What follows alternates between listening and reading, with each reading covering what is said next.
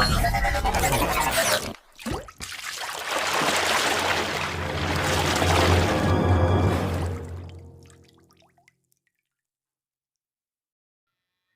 everybody, AEC, English Language Skills for Sciences, Semester 2nd. So when we come to this paper, today we are going to discuss the first module, second chapter. The title of the chapter is Relativity, and this is a beautiful poem with the use of scientific terms and language.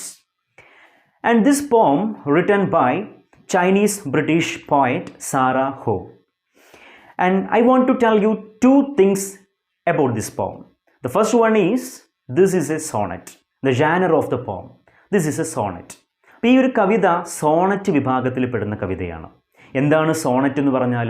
ചുരുക്കി പറയുകയാണെങ്കിൽ ഇത്രയേ ഉള്ളൂ. A പോം of 14 lines with a set of rhyming scheme and structure. 14 വരിയുള്ള കൊച്ചു കവിത, അതിനെയാണ് നമ്മൾ Sonet എന്ന് പറയുന്നത്. ചുരുക്കി പറയുകയാണെങ്കിൽ അത്രയേ ഉള്ളൂ. ഇനി രണ്ടാമത്തെ ഒരു കാര്യം എന്ന് പറയുന്നത്, ഈ കവിത മുന്നോട്ട് വയ്ക്കുന്ന ആശയം എന്താണ് എന്നുള്ളതാണ്. The poem explores, or the poem tells about, the complexities and mysteries of space and time, and the metaphors that scientists use to convey them. So ഈ ഒരു കവിതയിൽ സ്പേസ്, ടൈം, അതിൻ്റെ കോംപ്ലക്സിറ്റീസ്, അതിൻ്റെ മിസ്റ്ററീസ് ഒക്കെയാണ് ഡിസ്കസ് ചെയ്യുന്നത്. എപ്പോഴും അറിയാനും പഠിക്കാനും ക്യൂരിയോസിറ്റി ഉള്ള കാര്യങ്ങളിൽ ഒന്നാണ് ഈ പറയുന്ന സ്പേസ്, ടൈം തുടങ്ങിയതൊക്കെ. ഈ കവിതയുടെ ഹെഡിങ്ങിലേക്ക് വരുന്ന സമയത്ത് റിലേറ്റിവിറ്റി എന്ന് പറയുന്നത് അത് ഐൻസ്റ്റൈൻ്റെ തിയറിയാണ്. ഈ കവിതയിൽ ബ്ലാക്ക് ഹോളിനെ കുറിച്ചും സ്പേസിനെ കുറിച്ചൊക്കെ പറയുന്നുണ്ട്. ബ്ലാക്ക് ഹോളിനെ കുറിച്ചൊക്കെ റിസർച്ച് നടത്തിയ ഒരു വ്യക്തി ആരാണ്? The great cosmologist, the great physicist Stephen Hawking. So ചുരുക്കി പറയുകയാണെങ്കിൽ ഈ കവിത സ്റ്റീഫൻ ഹോക്കിങ്ങിന് ഡെഡിക്കേറ്റ് ചെയ്യുന്ന ഒരു കവിതയാണ്. The poem dedicated to Stephen Hawking. So ഇത്രയും കാര്യങ്ങളാണ് ഒരു ഇൻട്രൊഡക്ഷനായിട്ട് ഈ കവിതയെക്കുറിച്ച് പറയാനുള്ളത്. ബാക്കി കാര്യങ്ങൾ നമുക്ക് കവിത ഡിസ്കസ് ചെയ്യുന്ന സമയത്ത് നമുക്ക് നോക്കാം. So now let's discuss the poem first. Okay, now let's discuss the poem Relativity. See, the poem begins by describing the experience of waking up in the dark with panic and uncertainty. ഈ കവിത തുടങ്ങുന്നത് തന്നെ the poem begins by describing the experience of waking up in the dark. ഇരുട്ടിൽ തപ്പിത്തടഞ്ഞ് എണീക്കുന്നതിനെ കുറിച്ച് പറഞ്ഞുകൊണ്ടാണ് ഈ ഒരു കവിത തുടങ്ങുന്നത് തന്നെ. വിത്ത് പാനിക് പരിഭ്രാന്തിയോട് കൂടിയിട്ട്. ബിക്കോസ് എല്ലായിടത്തും ഡാർക്കാണ്. Dark means unknown. Okay, so the poem begins by describing the experience of waking up in the dark with panic and uncertainty. The image of pupils groping, pupils that means students. So the image of pupils groping എന്ന് വെച്ചിട്ടുണ്ടെങ്കിൽ പിന്നെ ഇരുട്ടിൽ തപ്പിത്തടയുക. Okay, അതിനെയാണ് നമ്മൾ ഗ്രൗപ്പിംഗ് എന്ന് പറയുക. Four the shape of things we no captures the struggle to find familiarity and comfort in the unknown. So ഈ കവിതയിൽ ആദ്യ വരിയിൽ തന്നെ കൊടുത്തിട്ടുണ്ട് അവർ peoples grope for the shape of things we know എന്നുള്ളൊരു വരി. അപ്പോൾ അതിൽ നിന്ന് നമ്മൾ മനസ്സിലാക്കേണ്ട കാര്യം എന്ന് പറയുന്നത്, ആ ഒരു കാര്യം കാണിക്കുന്നത് it captures the struggle to find familiarity and comfort in the unknown. So unknown അതായത് അറിയാത്ത ഒരു സ്പേസിൽ അല്ലെങ്കിൽ അറിയാത്ത ഒരു കാര്യത്തിൽ നമ്മൾ അല്ലെങ്കിൽ ഫെമിലിയാരിറ്റി കണ്ടുപിടിക്കുക. അറിയാത്തൊന്നിൽ നമ്മൾ ഫെമിലിയാരിറ്റി കണ്ടുപിടിക്കുക. അതായത് എപ്പോഴും നമ്മുടെ ലൈഫ് എന്ന് പറയുന്നത് അറിയാത്ത കാര്യങ്ങൾ കണ്ടുപിടിക്കുക എന്നുള്ളത് തന്നെയാണല്ലോ നമ്മുടെ ലൈഫിൽ നടന്നുകൊണ്ടിരിക്കുന്ന പല കാര്യങ്ങളും. ഇപ്പോൾ എസ്പെഷ്യലി സയൻസിലേക്ക് വരുന്ന സമയത്തൊക്കെ അറിയാത്ത കാര്യങ്ങൾ കണ്ടുപിടിക്കുന്നതാണ് സയൻസ് എന്ന് പറയുന്നത്, അല്ലേ? സോ അതേപോലെ തന്നെയാണ് ആ ഒരു മീനിങ് തന്നെയാണ് ഇവിടെയും വെക്കുന്നത്. ഫെമിലിയാരിറ്റി കണ്ടുപിടിക്കുകയാണ്. Find familiarity and comfort in the unknown. So ആ ഒരു ഇരുട്ടിൽ തപ്പിത്തടയുകയാണ്. അപ്പോൾ ഇരുട്ടിൽ എണീക്കുന്നതിനെക്കുറിച്ച് എക്സ്പ്ലെയിൻ ചെയ്തുകൊണ്ടാണ്, അല്ലെങ്കിൽ ആ ഒരു ആ ഒരു എക്സ്പീരിയൻസ് ഡിസ്ക്രൈബ് ചെയ്തുകൊണ്ടാണ് ഈ ഒരു കവിത തുടങ്ങുന്നത്. സോ ഇവിടെ ഈ ഇരുട്ട്, ഡാർക്ക് എന്ന് പറയുന്നത് അത് സിംബലൈസ് ചെയ്യുന്നത് എന്തിനെയാണ്? അൺനോൺ ആയിട്ടുള്ള ഒരു കാര്യത്തിനെയാണ്. നമ്മുടെ പ്രപഞ്ചത്തിൽ ഒരുപാട് കാര്യങ്ങൾ ഇനിയും മനസ്സിലാക്കാനുണ്ട്. അറിയപ്പെടാതെ കിടക്കുന്ന, വളരെയധികം ക്യൂരിയോസിറ്റിയോട് കൂടിയിട്ട് കിടക്കുന്ന ഒരുപാട് കാര്യങ്ങളുണ്ട്. ഫോർ എക്സാമ്പിൾ ബ്ലാക്ക് ഹോൾ അതിലൊന്നാണ്. അപ്പോൾ അങ്ങനെ ഒത്തിരി കാര്യങ്ങളുണ്ട്. സോ ഇരുട്ടിൽ തപ്പിത്തടയുന്ന, ഉറക്കം എണീറ്റ് ഇരുട്ടിൽ തപ്പിത്തടയുന്ന പിന്നെ കുട്ടികളുടെ ഒരു ഇമേജ് വെച്ചുകൊണ്ടാണ് ഈ ഒരു കവിത തുടങ്ങുന്നത് തന്നെ. The released photons are so fact like greyhounds at the track. The speaker tells dual nature of light as particles and waves. Okay then ഇങ്ങോട്ടേക്ക് വരുന്ന സമയത്ത് ഈ ഒരു ഭാഗത്തേക്ക് വരുന്ന സമയത്ത് photons. What you mean by photons? Photons എന്ന് പറയുന്നത് എന്താണ്? പാർട്ടിക്കിൾസ് ആണ് അല്ലേ? ലൈറ്റിൻ്റെ പാർട്ടിക്കിൾസ് ആണ്. Particles representing quantum of light or other electromagnetic radiation. അതാണ് ഈ ഫോട്ടോൺസ് എന്നുകൊണ്ട് ഉദ്ദേശിക്കുന്നത്. So photons, the released photons are so fast, വളരെ വേഗതയിലാണ് ഫോട്ടോൺസ് പോകുന്നതെന്ന് പറയുകയാണ്. സോ ഈ ഫോട്ടോൺസ് ഇതൊക്കെ സയൻറ്റിഫിക് ആയിട്ടുള്ള അതല്ലെങ്കിൽ ഈ ഒരു പിന്നെ സയൻസുമായി ബന്ധപ്പെട്ടിട്ടുള്ള കുറച്ച് വേർഡ്സുകൾ ഈ കവിതയിൽ ഉപയോഗിച്ചിട്ടുണ്ട് കേട്ടോ. ഇതിൻ്റെ ഒരു വൊക്കാബുലറി ലാംഗ്വേജ് എന്ന് പറയുന്നത് സയൻസ് ആൻഡ് ടെക്നോളജിയുമായി ബന്ധപ്പെട്ട് കിടക്കുന്ന കുറേയധികം വാക്കുകളാണ് ഇതിൽ ഉപയോഗിച്ചിട്ടുള്ളത്. So the released photons are so fast like a greyhounds. Greyhounds എന്ന് വെച്ചിട്ടുണ്ടെങ്കിൽ എന്താണ്? ഈ ഓട്ട മത്സരത്തിനൊക്കെ വേണ്ടിയിട്ട് ഉപയോഗിക്കുന്ന നായ്ക്കൾ, അതാണ് ഈ ഗ്രേ ഹോൺസ്. അപ്പോൾ അതൊരു സിമിലിയാണ്. ഈ റിലീസ് ചെയ്യപ്പെട്ട ഫോട്ടോൺ, ലൈറ്റിൻ്റെ പാർട്ടിക്കിൾസ് എന്ന് പറയുന്നത് എങ്ങനെയാണ്? വളരെയധികം വേഗതയിലാണ് ലൈറ്റ് കടന്നു പോകുന്നതെന്നാണ് പറയുന്നത്. എന്തുപോലെ? Like greyhounds. ഓട്ട മത്സരത്തിനൊക്കെ പങ്കെടുപ്പിക്കുന്ന നായ്ക്കളാണ് ഈ ഗ്രേ ഹോൺസ്. അപ്പോൾ അവരെ പോലെ വളരെ ഫാസ്റ്റായിട്ടാണ് ലൈറ്റ് പാസ് ചെയ്തു പോകുന്നതെന്ന് പറയുകയാണ്. Grey horns at the track. The speaker tells dual nature of light. Speaker പറയാൻ ഉദ്ദേശിക്കുന്നത് the dual nature of light. അതായത് ഡുവൽ നേച്ചർ ഓഫ് ലൈറ്റ് എന്ന് വെച്ചിട്ടുണ്ടെങ്കിൽ ലൈറ്റിന് രണ്ട് ഫേസസ് ഉണ്ട്, അല്ലെങ്കിൽ രണ്ട് സ്വഭാവങ്ങളുണ്ട്. ഒന്ന് പാർട്ടിക്കിൾ ആൻഡ് നെക്സ്റ്റ് വേവ്. അപ്പോൾ എന്നിങ്ങനെ, അതായത് പാർട്ടിക്കിൾ എന്നുള്ള രീതിയിലും അതുപോലെ തന്നെ വേവ് എന്നുള്ള രീതിയിലും എപ്പോഴും ലൈറ്റിന് രണ്ട് ഫേസസ് ഉണ്ട്. സോ അതിനെയാണ് ഈ ഡുവൽ നേച്ചർ ഓഫ് ലൈറ്റ് എന്ന് പറയുന്നത്. So the speaker tells about dual nature of light as particle and wave. Then the stripe of light in a dimmed lab's wall shows the duality of light, first as particles and then changed to wave, which challenges our classical notion of certainty. So then പിന്നീട് പോയിട്ട് പറയുന്നത് the stripe of light in a dimmed lab's wall. ഒരു മങ്ങിയ ലാബിൻ്റെ ചുമരിൽ തെളിക്കുന്നൊരു വെളിച്ചം. The stripe of light in a dimmed lab's wall shows the duality of light. ഈ ലൈറ്റിൻ്റെ ഡുവലിറ്റി നമുക്കപ്പോൾ കാണാൻ പറ്റും എന്ന് പറയുകയാണ്.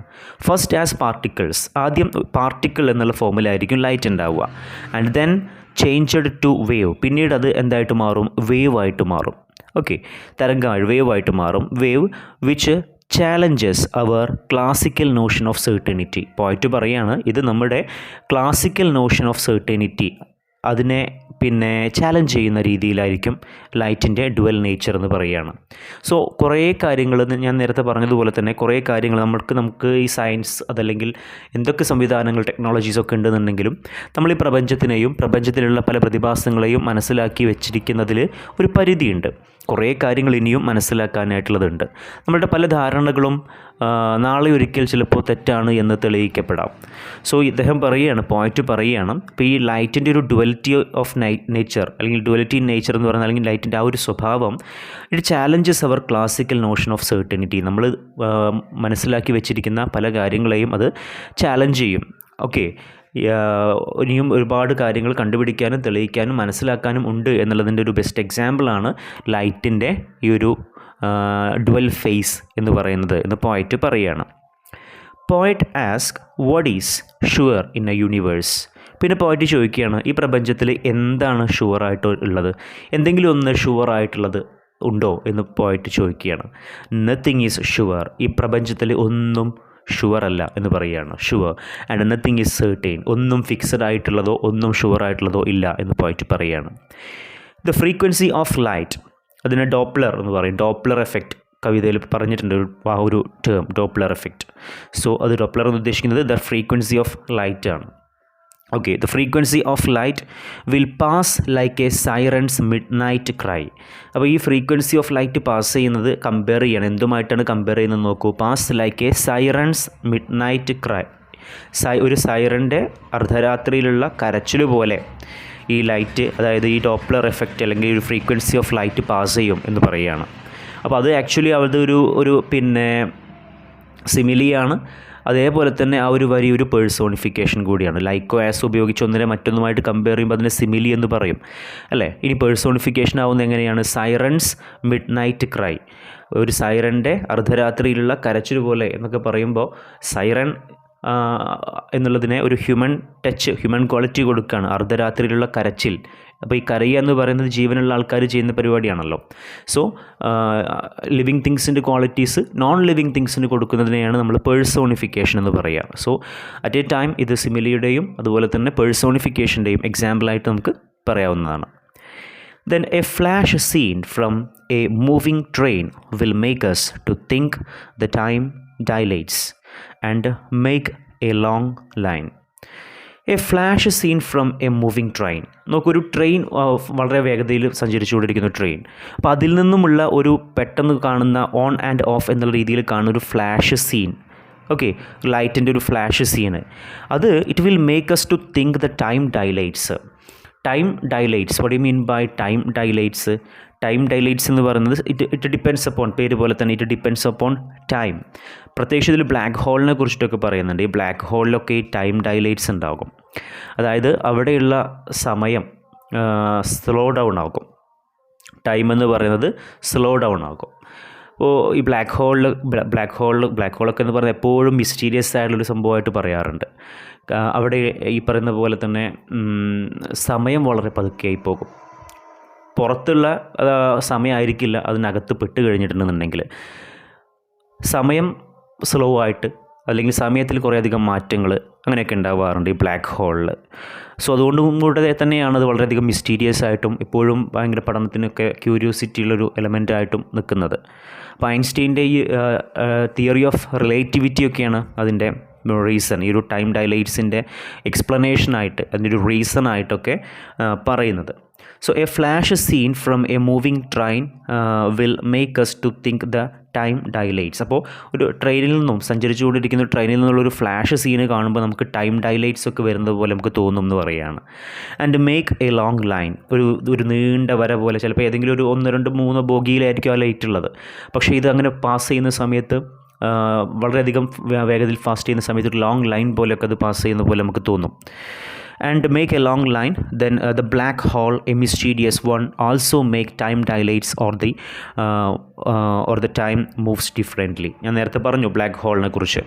അവിടെ ഈ പറയുന്നത് പോലെ തന്നെ ടൈം ഡൈലൈറ്റ്സ്, അതല്ലെങ്കിൽ സമയം ഡിഫറെൻ്റ് ആയിട്ട് നമുക്ക് ഫീൽ ചെയ്യും. അപ്പോൾ ഈ ടൈം ഡൈലൈറ്റ് എന്ന് പറയുന്നത് actually the immense gravitational force near a black hole causes time to slow down for an outside observer compared to someone closer to the black hole. നേരത്തെ പറഞ്ഞ പോലെ തന്നെ ഒരു സമയത്തിനെ ഡിപ്പെൻഡ് ചെയ്തുകൊണ്ട് അല്ലെങ്കിൽ സമയത്തിനെ സ്ലോ ഡൗൺ ചെയ്യിക്കാനായിട്ട് ഈ ഒരു ബ്ലാക്ക് ഹോളിന് പറ്റുമെന്നുള്ളതാണ്. അപ്പോൾ ഭൂമിക്ക് ഈ ബ്ലാക്ക് ഹോളിന് പുറത്തുള്ള ഒരാൾ, അയാളുടെ കയ്യിൽ കിട്ടിയ അല്ലെങ്കിൽ ഭൂമിയിലുള്ള ഒരാൾ അയാളുടെ കയ്യിൽ കിട്ടിയ വാച്ചിലെ സമയമായിരിക്കില്ല ആ സെയിം വാച്ചുമായിട്ട് ആ സെയിം സമയവുമായിട്ട് അഡ്ജസ്റ്റ് ചെയ്ത് പോയി ബ്ലാക്ക് ഹോളിൽ പെട്ട ഒരാളുടെ വാച്ചിൽ സംഭവിക്കുന്നത്. രണ്ടുപേരുടെയും വാച്ചിൻ്റെ ടൈം ഡിഫറെൻ്റ് ആയിരിക്കും. So that's why black hole is mysterious. അതുകൊണ്ടാണ് ബ്ലാക്ക് ഹോൾ എന്ന് പറയുന്നത് വളരെയധികം നിഗൂഢമായ ഒന്ന് എന്നൊക്കെ അറിയപ്പെടുന്നത്, വളരെയധികം മിസ്റ്റീരിയസ് ആയിട്ടുള്ള ഒന്ന് എന്നൊക്കെ പറയുന്നത്. നമ്മൾ ഈ ടൈം ട്രാവലിംഗ് എന്നൊക്കെ കേട്ടിട്ടില്ലേ? ഏകദേശം അതുമായിട്ടൊക്കെ നമുക്ക് കണക്ട് ചെയ്യാൻ പറ്റുന്ന ഒരു ഫീൽഡ് കൂടിയാണ്. അല്ലെങ്കിൽ ഒരുപാട് പഠനങ്ങൾ ഒക്കെ ഇനിയും നമ്മൾ എക്സ്പെക്റ്റ് ചെയ്യുന്ന, അതല്ലെങ്കിൽ ഇനിയും കുറേ ഉത്തരം കിട്ടാത്ത ചോദ്യങ്ങളൊക്കെയുള്ള ചില കാര്യങ്ങൾ ഈ ഭൂമിയിലുണ്ട്. അതിലൊന്നാണ് ഈ ബ്ലാക്ക് ഹോൾ എന്ന് പറയുന്നത്. എനിവേ, അവിടെ ടൈം ഡൈലൈറ്റ്സ് ഒക്കെ സംഭവിക്കുന്നത്, ഈ സമയത്തിൽ അവിടെ മാറ്റങ്ങളൊക്കെ സംഭവിക്കുന്നത് എന്തുകൊണ്ടാണെന്ന് വെച്ചാൽ അതിൻ്റെ ഒരു എക്സ്പ്ലനേഷനായിട്ട് പറയുന്നത് ഐൻസ്റ്റീൻ്റെ ഈ ഒരു തിയറി ഓഫ് റിലേറ്റിവിറ്റി ഒക്കെയാണ്. അതുകൊണ്ടും കൂടിയാണ് നമ്മുടെ ഈ കവിതയ്ക്ക് എന്ത് പേര് കൊടുത്തിരിക്കുന്നത്, റിലേറ്റിവിറ്റി എന്നുള്ള ഒരു ടൈറ്റിൽ, ആ ഒരു ഹെഡിങ് കൊടുത്തിട്ടുള്ളത്. Our understanding of the universe is always provisional. Poet ഈ കവിതയിലൂടെ പറയാൻ ഉദ്ദേശിക്കുന്നത് നമ്മൾ പ്രപഞ്ചത്തിനെ കുറിച്ചിട്ട് നമ്മൾ മനസ്സിലാക്കി വെച്ചിരിക്കുന്ന കാര്യങ്ങളെന്ന് പറയുന്നത് എപ്പോഴും പ്രൊവിഷണലാണ്. ഇത് പ്രൊവിഷണൽ എന്ന് വെച്ചാൽ താൽക്കാലികമാണ്, സ്ഥിരതയില്ലാത്തതാണ്, അത് മാറും എന്ന് പറയുകയാണ്. ദ ക്വസ്റ്റ് കണ്ടിന്യൂസ്, തെരച്ചിലുകളും അന്വേഷണങ്ങളും പരീക്ഷണങ്ങളും എല്ലാം തുടർന്നുകൊണ്ടേയിരിക്കും എന്ന് പറയുകയാണ്. Okay, so this is the poem. And C the speaker wonders. ഈ കവിതയുടെ അവസാനത്തിലേക്ക് വരുന്ന സമയത്ത് the speaker or the poet wonders and ask എന്നൊരു ചോദിക്കുകയാണ്, if we can think this far, നമുക്ക് ഇത്രയധികം നമുക്ക് ചിന്തിക്കാൻ കഴിയുമെങ്കിൽ, അതായത് ഈ ടൈം ഡൈലേറ്റ്സിനെ കുറിച്ചും ബ്ലാക്ക് ഹോളിനെ കുറിച്ചും ഒക്കെ നമുക്ക് കണ്ടുപിടിക്കാനും അങ്ങനെയൊക്കെ കുറേ കാര്യങ്ങൾ ഉണ്ട് ഈ പ്രപഞ്ചത്തിൽ എന്നൊക്കെ നമുക്ക് മനസ്സിലാക്കാനും സാധിച്ചിട്ടുണ്ട് എങ്കിൽ, might not our eyes adjust to the dark, നമുക്ക് ഡാർക്കുമായിട്ട് അഡ്ജസ്റ്റ് ചെയ്തുകൂടെ, പൊരുത്തപ്പെട്ടുകൂടെ, അതിന് വലിയ പ്രയാസമൊന്നും ഉണ്ടാവില്ലല്ലോ എന്ന് പോയിട്ട് വളരെ അതിശയത്തോടു കൂടി ചോദിക്കുകയാണ്. അതായത് ഇത്രയധികം കാര്യങ്ങൾ, കുറേയധികം ഉത്തരം കിട്ടിയിട്ടില്ല എങ്കിൽ പോലും കുറേയധികം കാര്യങ്ങൾ മനുഷ്യൻ കണ്ടുപിടിച്ചിട്ടുണ്ട് അല്ലേ, മനുഷ്യൻ മനസ്സിലാക്കാനായിട്ട് ശ്രമിച്ചിട്ടുണ്ട്. അപ്പോൾ ഇത്രയധികം കാര്യങ്ങൾ നമ്മൾ മനസ്സിലാക്കിയിട്ടുണ്ട് എങ്കിൽ നമുക്ക് കേവലം ഒരു ഇരുട്ട് വരുന്ന സമയത്ത് അതുമായിട്ട് നമുക്ക് പൊരുത്തപ്പെട്ടുകൂടെ, അതുമായിട്ട് നമുക്ക് അഡ്ജസ്റ്റ് ചെയ്തുകൂടെ എന്ന് ചോദിച്ചുകൊണ്ടാണ് ഈ ഒരു കവിത അവസാനിക്കുന്നത്. സോ ഞാൻ നേരത്തെ പറഞ്ഞതുപോലെ തന്നെ സയൻസുമായിട്ട്, കംപ്ലീറ്റ്ലി സയൻസുമായിട്ട് ബന്ധപ്പെട്ട് പോകുന്നൊരു കവിതയാണിത്. അതല്ലെങ്കിൽ ഒരു ലിറ്റററി എക്സ്പ്ലനേഷന് സ്കോപ്പില്ലാത്ത, പകരം വസ്തുനിഷ്ഠമായിട്ട് സയൻസിനെ കുറിച്ച്, the language is perfectly the example, scientific terms, experimental terms ഒക്കെയാണ് ഇതിൽ ഉപയോഗിച്ചിട്ടുള്ളത്. അപ്പോൾ ആ രീതിയിലുള്ള ഒരു ഡിഫറെൻറ്റ് പോം ആണ്, മനോഹരമായ മറ്റൊരു കവിതയാണ് ഈ പറയുന്ന റിലേറ്റിവിറ്റി, സാറാ ഹോവിൻ്റെ റിലേറ്റിവിറ്റി എന്നുള്ള ഈ ഒരു കവിത. ഇനി ഈ കവിതയിലുള്ള ചില പോയറ്റിക് ഡിവൈസുകൾ നമ്മളൊന്ന് നോക്കുകയാണെന്നുണ്ടെങ്കിൽ, first of we can see that simile is there. Okay, simile എന്ന് പറഞ്ഞാൽ എന്താണ്? ലൈക്കോ അതല്ലെങ്കിൽ ആസോ ഉപയോഗിച്ച് ഒന്നിനെ മറ്റൊന്നുമായിട്ട് കമ്പയർ ചെയ്യുന്നതിനെയാണ് നമ്മൾ സിമിലി എന്ന് പറയുന്നത് അല്ലേ. സോ സിമിലി ഈ കവിതയിലുണ്ട്. നോക്കൂ, photons loosed from slits like greyhounds എന്ന് പറയുന്ന വരിയുണ്ട്. അതായത് ഫോട്ടോൺസ് റിലീസ് ചെയ്യുന്നു. എങ്ങനെയാണ്? Photons loosed from slits like grey horns. ഞാൻ നേരത്തെ കവിത എക്സ്പ്ലെയിൻ ചെയ്തപ്പോൾ അത് പറയുണ്ടായി. അതായത് ഓട്ട മത്സരത്തിന് പങ്കെടുപ്പിക്കുന്ന നായ്ക്കളാണ് ഈ ഗ്രേ ഹോൺസ് എന്ന് പറയുന്നത്. അപ്പോൾ അവരെപ്പോലെ ഫോട്ടോൺസ് റിലീസ് ചെയ്യുമ്പോൾ ആ ഒരു ഫാസ്റ്റിനെ കമ്പയർ ചെയ്യാൻ വേണ്ടിയിട്ടാണ് ആ ഒരു വേർഡ് അല്ലെങ്കിൽ ഈ ഒരു സിമിലി ഉപയോഗിച്ചിട്ടുള്ളത്. Okay, so photons released from slits, അതായത് റിലീസ് ചെയ്യപ്പെട്ട ഫോട്ടോൺസ് എന്തിനെ പോലെയാണെന്നാണ് പറയുന്നത്? ഓട്ട മത്സരത്തിന് പങ്കെടുക്കുന്ന നായ്ക്കളെ പോലെ. അപ്പോൾ അതിൻ്റെ ഒരു വേഗത, ഫാസ്റ്റ്, അതിനെ കാണിക്കാൻ വേണ്ടിയിട്ടാണ് ഈ ഒരു സിമിലി ഉപയോഗിച്ചിട്ടുള്ളത്. അതുപോലെ തന്നെ Doppler's away like a siren's midnight cry എന്ന് പറയുന്ന ആ ഒരു ഭാഗത്തും സിമിലി ഉപയോഗിച്ചിട്ടുണ്ട്. അതും ഞാൻ കവിത എക്സ്പ്ലെയിൻ ചെയ്ത സമയത്ത് പറയുകയുണ്ടായിരുന്നു. Okay, so Doppler's away like a siren's midnight cry. അപ്പോൾ ഈ ഒരു ലൈറ്റ് അല്ലെങ്കിൽ ഈ ഒരു ഡോപ്ലർ അത് പാസ് ചെയ്യുന്നത് എന്തുപോലെയെന്നാണ് പറയുന്നത്? A siren's midnight cry, ഒരു സൈറൻ്റെ അർദ്ധരാത്രിയിലുള്ളൊരു കരച്ചിൽ പോലെ അത് പാസ് ചെയ്തു പോകുന്നു എന്ന് പറയുമ്പോൾ അതും സിമിലിക്ക് എക്സാമ്പിളാണ്. ദെൻ പേഴ്സോണിഫിക്കേഷൻസ് കുറച്ചുണ്ട് ഇതിൽ. പേഴ്സോണിഫിക്കേഷൻസ് ഏതൊക്കെയാണെന്ന് നോക്കൂ. Wake up brushed by panic എന്ന് പറയുന്ന ഒരു വരി തന്നെ നമുക്കൊരു പേഴ്സോണിഫിക്കേഷൻ്റെ എക്സാമ്പിളായിട്ട് കാണാം. Wake up brushed by panic. ഈ ബ്രഷ്ഡ് എന്ന് ഉദ്ദേശിക്കുന്നത് തലോടി വിളിക്കുക അല്ലെങ്കിൽ ഒന്ന് ബ്രഷ് ചെയ്യുക, മീൻസ് ഒന്ന് തോണ്ടി വിളിക്കുക എന്നുള്ള മീനിങ്ങിൽ നമുക്കിതിനെ പറയാം. Brushed by panic. സോ എണീക്കുന്നത് എങ്ങനെയാണ്? താനേ എണീക്കുകയല്ല ചെയ്യുന്നത്, ബ്രഷ്ഡ് ബൈ പാനിക്കാണ്. അതായത് പാനിക് മീൻസ് പരിഭ്രാന്തിയാൽ തോണ്ടി വിളിച്ച് എണീക്കപ്പെട്ടു എന്നൊക്കെ പറയുമ്പോൾ അത് പേഴ്സോണിഫിക്കേഷനാണ്. അതായത് ലിവിങ് തിങ്സിൻ്റെ ക്വാളിറ്റീസ് നോൺ ലിവിങ് തിങ്സിന് കൊടുക്കുന്നതിനെയാണല്ലോ നമ്മൾ എന്തെന്ന് പറയുക? പേഴ്സോണിഫിക്കേഷൻ എന്ന് പറയുന്നത്. അപ്പോൾ നമുക്കിതൊരു പേഴ്സോണിഫിക്കേഷൻ്റെ എക്സാമ്പിളായിട്ട് നമുക്ക് കാണാം. അതുപോലെ തന്നെ that stripe a dimmed lab's wall, a dimmed lab's wall particles no more and with a wave bid all certainties goodbye എന്ന് പറയുന്ന വരിയും നമുക്ക് പേഴ്സോണിഫിക്കേഷൻ്റെ എക്സാമ്പിളായിട്ട് പറയാം. ഗുഡ് ബൈ പറഞ്ഞു പോകുന്നു എന്ന് പറയുമ്പോൾ ഈ പാർട്ടിക്കിൾസ് ഇല്ല, പകരം എന്താണ് അവിടെ? വേവ് ആണ് ഉള്ളത്. Okay, and with a wave bid all certainties goodbye എന്ന് പറയുമ്പോൾ അത് പേഴ്സോണിഫിക്കേഷൻ്റെ എക്സാമ്പിളായിട്ട് നമുക്ക് കൊടുക്കാം. അതേപോലെ തന്നെ സൈറൻസ് മിഡ് നൈറ്റ് ക്രൈ, സൈറൻ്റെ അർദ്ധരാത്രിയുള്ള കരച്ചിൽ എന്ന് പറയുന്ന വരിയും പേഴ്സോണിഫിക്കേഷൻ്റെ എക്സാമ്പിളായിട്ട് നമുക്ക് കാണാവുന്നതാണ്. Then time is described as stretching and able to predict. അപ്പോൾ അതും നമുക്ക് എന്ത് ചെയ്യാം? ആ ഒരു ഭാഗവും നമുക്ക് പേഴ്സോണിഫിക്കേഷൻ്റെ എക്സാമ്പിളായിട്ട് കാണാവുന്നതാണ്. Time is described as stretching and able to predict ചെയ്യാൻ കഴിയുന്നു, സമയത്തിന് പ്രഡിക്റ്റ് ചെയ്യാൻ കഴിയുന്നു എന്നൊക്കെ പറയുമ്പോൾ പ്രഡിക്റ്റ് ചെയ്യുക എന്ന് വെച്ചാൽ ഊഹിച്ചു പറയുക അല്ലെങ്കിൽ മുൻകൂട്ടി കാണുക എന്നൊക്കെ പറയുമ്പോൾ ആ ഒരു ഞാൻ നേരത്തെ പറഞ്ഞ പോലെ ഹ്യൂമൻ ക്വാളിറ്റി അല്ലെങ്കിൽ ഒരു ലിവിങ് തിങ്സിൻ്റെ ക്വാളിറ്റീസ് നോൺ ലിവിങ് തിങ്സിന് കൊടുക്കുന്ന രീതിയിൽ, അപ്പോൾ അത് നമുക്ക് പേഴ്സോണിഫിക്കേഷനായിട്ട് കൂട്ടാം. അതേപോലെ തന്നെ starlight bend in its track can't resist, star ലൈറ്റിന് റെസിസ്റ്റ് ചെയ്യാൻ കഴിയില്ല എന്ന് പറയുന്ന ആ ഒരു സംഭവവും നമുക്ക് എന്ത് ചെയ്യാം, പിന്നെ പേഴ്സോണിഫിക്കേഷനായിട്ട് കൂട്ടാം. ഇവിടെ ഡയറക്റ്റ്ലി ചിലത് ഡയറക്റ്റ്ലി പേഴ്സോണിഫിക്കേഷനായിട്ട് നമുക്ക് കണക്കാക്കാൻ പറ്റില്ലെങ്കിൽ പോലും and when we read again and again ഒരു സ്ലൈറ്റ് സാധനം വെച്ചിട്ടൊക്കെ നമുക്ക് എന്ത് ചെയ്യാം, പേഴ്സോണിഫിക്കേഷൻ്റെ കാറ്റഗറിയിൽ പെടുത്താവുന്ന എക്സാമ്പിൾസാണ് ഇതിലുള്ളത്. Okay, then visual imageries. Visual imageries ഈ കവിതയിൽ കുറേ ഉണ്ട്. ഇപ്പോൾ ഡാർക്ക്, അതുപോലെ തന്നെ peoples, greyhounds, track, light, shadow, universe, ഇതെല്ലാം, അതുപോലെ train, eyes, flash, starlight and so on, ഇതെല്ലാം വിഷ്വൽ ഇമേജറീസിന് എക്സാമ്പിളാണ്. എന്താ വിഷ്വൽ ഇമേജറീസ്? നമുക്ക് കാണാൻ പറ്റുന്ന, നമുക്കൊരു മൈൻഡിലൊരു വിഷ്വലൈസേഷൻ ക്രിയേറ്റ് ചെയ്യാൻ പറ്റുന്ന ഇമേജസിനെയാണല്ലോ നമ്മൾ വിഷ്വൽ ഇമേജറീസ് എന്ന് പറയുക. ആൻഡ് ഓഡിറ്ററി ഇമേജറീസും ഈ കവിതയിലുണ്ട്. സൈറൻ ഓഡിറ്ററി ഇമേജറിയുടെ എക്സാമ്പിളാണ്. ക്രൈ എന്ന് പറയുന്നത് ഓഡിറ്ററി ഇമേജറിയുടെ ഒരു എക്സാമ്പിളാണ്. സോ ഇത്തരം പോയറ്റിക് ഡിവൈസുകളും ഈ കവിതയിൽ ഉപയോഗിച്ചിട്ടുണ്ട്.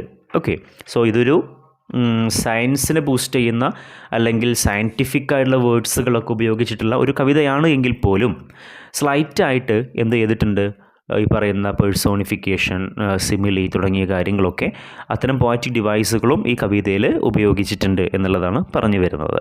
Okay, so anyway, this is the poem. Hope you understood. Thank you. Bye all.